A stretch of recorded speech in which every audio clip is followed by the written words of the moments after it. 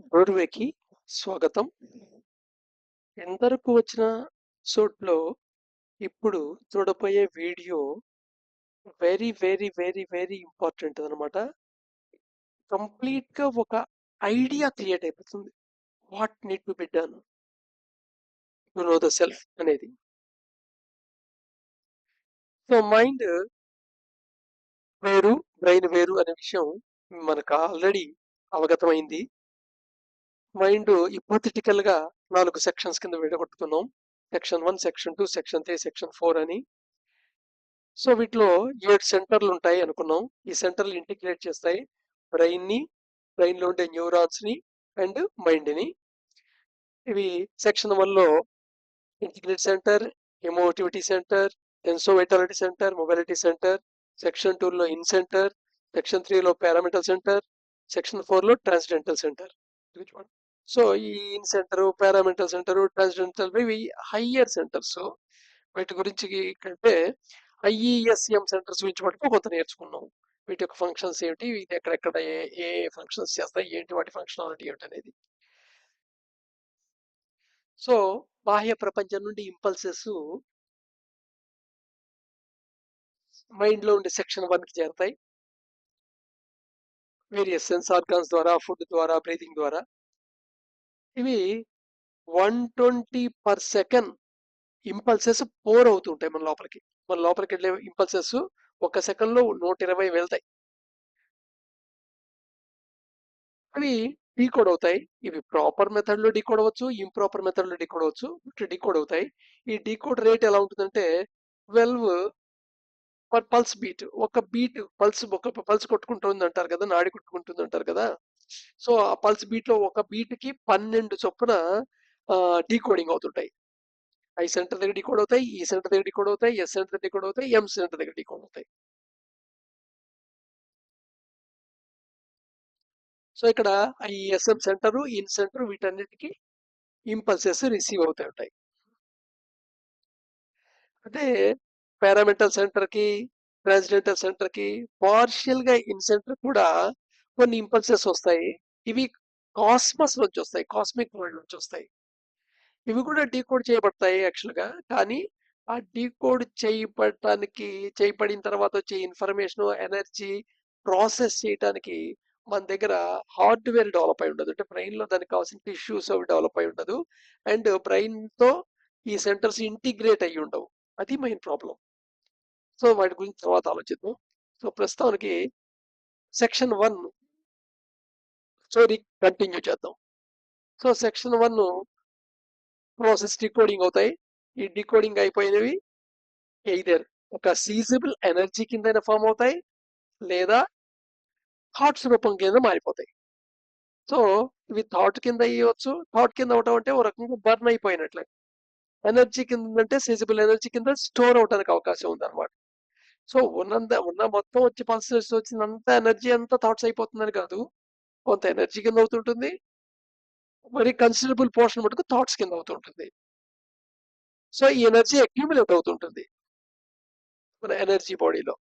అయితే ఈ ఎనర్జీ ఏర్పడటం అనేది సెక్షన్ 1 నాన్ హార్మోనిక్ స్టేట్ లో ఉన్నప్పుడు జరగచ్చు, లేదా హార్మోనిక్ స్టేట్ లో ఉన్నప్పుడు జరగచ్చు. బట్ ఎక్కువ కేసెస్ లో నాన్ హార్మోనిక్ స్టేట్ లో జరుగుతుంటుంది. యావరేజ్ పర్సన్ లో 99.99% అందరికి నాన్ హార్మోనిక్ స్టేట్ లోనే ఉంటుంది. వాళ్ళు ఎంత గొప్ప తెలివైన వాళ్ళు అనే పేరు బయటకు వచ్చినా, జీవితంలో ఎంత సక్సెస్ఫుల్ అయినా నాన్ హార్మోనిక్ స్టేట్ లోనే ఉంటుంది.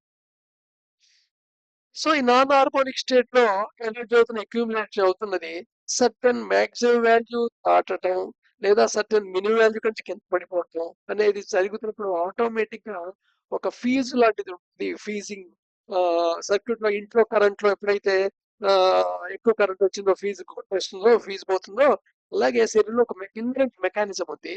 సర్టన్ మ్యాక్సిమం కంటే దాటితే వెంటనే ఆటోమేటిక్ గా the energy will be wasted as sexual energy.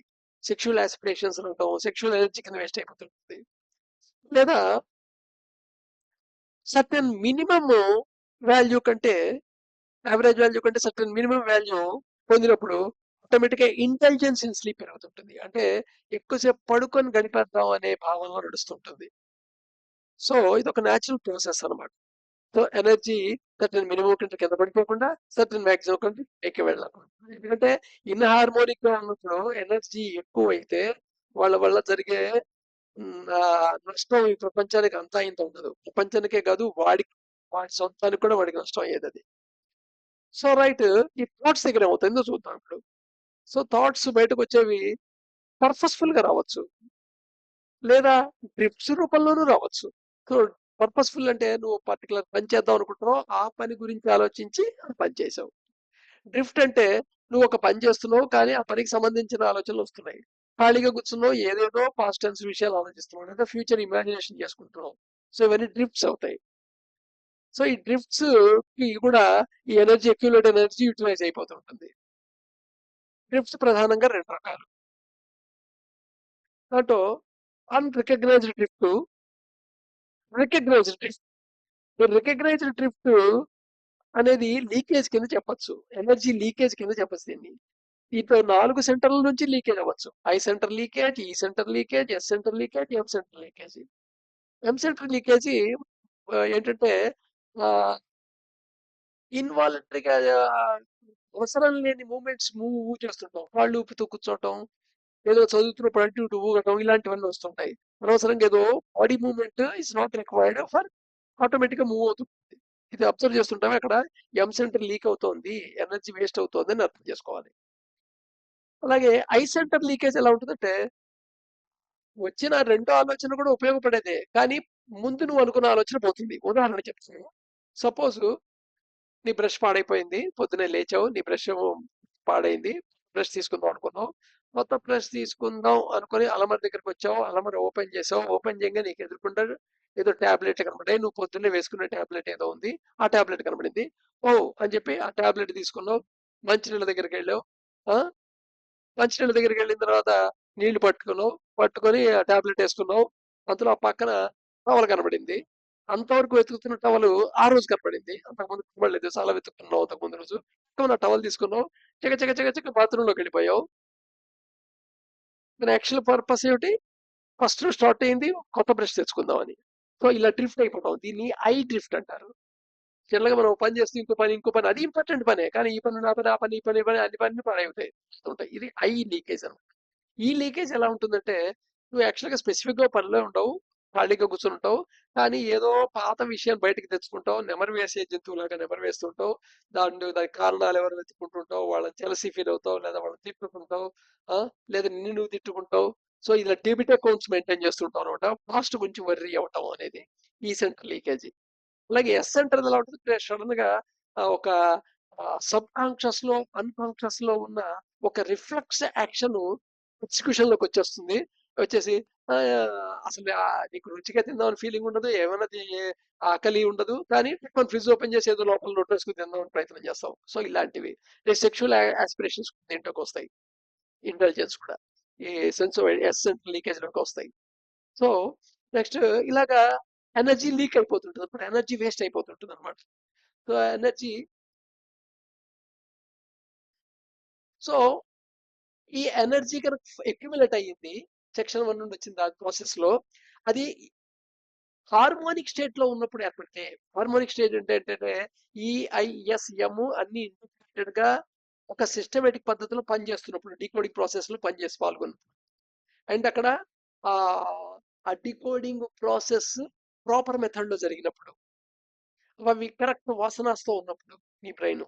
So harmonic state లో ఉన్నప్పుడు ఏమవుతాయంటే ఇప్పుడు కూడా ఎనర్జీ అక్యుములేట్ అవుతుంది, బట్ ఎనర్జీ యూటిలైజ్ చేయబడుతుంది. ఎందుకంటే used to the development of brain cells for decoding impulses higher impulses ఉన్నాయి కదా, ఇందాక ఫస్ట్ చెప్పుకున్నాం. పారామెంటల్ సెంటర్, ట్రాన్స్డెంటల్ సెంటర్ ఇవి డికోడ్ చేయగలుగుతాయి. ఏ ఇంపల్సెస్ అంటే కాస్మిక్ ఇంపల్సెస్, ఈ యూనివర్స్ లోంచి వస్తున్న కాస్మిక్ ఇంపల్సెస్ కూడా ఉంటాయి. ఆ ఇంపల్సెస్ మనం రీచ్ అవుతూ ఉంటాయి, మెంటల్ ట్రాన్స్మిషన్ సెంటర్ రీచ్ అవుతుంటాయి, కానీ ఆ సెంటర్స్ పూర్తిగా డెవలప్ అవడం జరగలేదు, అవి బాడీతో ఇంటిగ్రేట్ అవడం జరగలేదు, అందుకని అవి లేనట్టుగా ఉంటుంది అనమాట. సో ఈ energy certain level, certain amount of energy accumulate అయిన తర్వాత అది ఆటోమేటిక్ గా అవి డెవలప్ అవుతాయి, దానికి సంబంధించిన హార్డ్వేర్ డెవలప్ అవుతుంది, అండ్ అప్పుడు దేర్ ఇస్ ఎ పాసిబిలిటీ అనమాట, హయ్యర్ పాసిబిలిటీకి ఛాన్సెస్ ఉంటాయి. ఇప్పుడు యాక్చువల్గా ప్రత్యాహార స్టేజ్ తర్వాతవి స్టార్ట్ అవుతాయి. ఏది ధారణ, ధ్యాన, సమాధి అనేవి అప్పుడు స్టార్ట్ అవుతాయి. సో, ఈ ముందు ప్రాసెస్ ఉంది గదా! ఈ ప్రాసెస్ అంతా ఆ! మనం కాన్షియస్‌గా, డిసిప్లిన్డ్‌గా మనం కొన్ని డిసిప్లిన్‌లు ఏర్పరచుకొని మనం సొంతంగా చేయాల్సింది. సో, ప్రకృతిలో నువ్వు కాన్షియస్‌గా ఎవాల్యుయేట్ అయ్యే ఛాన్స్ అన్నమాట ఇది. సరే అన్‌కాన్షియస్‌గా కూడా నువ్వు ఎవాల్యుయేషన్ అవ్వచ్చు. బట్ ఇట్ టేక్స్ కొన్ని థౌసండ్స్, లాక్స్ ఆఫ్ ఇయర్స్ చెప్తున్నాను. కొంచెం, కొంచెం, కొంచెం లెర్నింగ్ చేసుకుంటూ వెళ్తా ఉంటావు. Thank you.